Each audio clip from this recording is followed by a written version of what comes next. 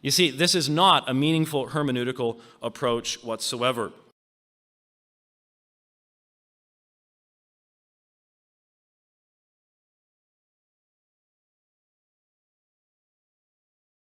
I see the Son in the Old Testament, and so did the early church writers called the apostles.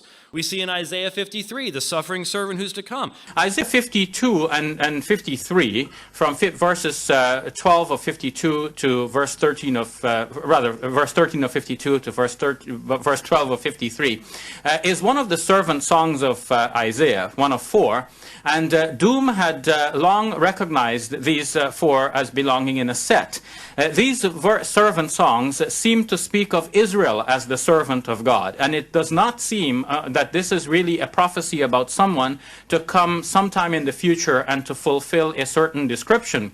But it is clear that the New Testament gospel writers took those narratives as though they are prophecies about Jesus.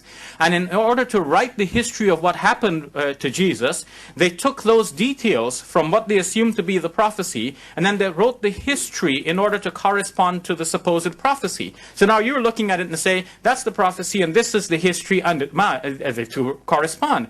But now going behind the scenes, we can see in very clear detail, as demonstrated by Randall Helms in his book Gospel Fictions, the writers, Matthew, Mark, and Luke, for example, went to Isaiah 52 and 53, they took certain details, and then they put that into the narrative as though this actually happened. You see, this is not a meaningful hermeneutical approach whatsoever.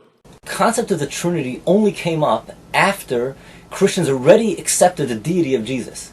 It was an effort, a philosophical effort to justify something they believed already, an absurdity they believed already. To believe a man is God, they had to come up with an idea of the Trinity. It wasn't that they first came up with the idea of the Trinity and that they said, oh, Jesus is the one that fits into the Trinity. Before Jesus came to the world, no one thought of the Trinity.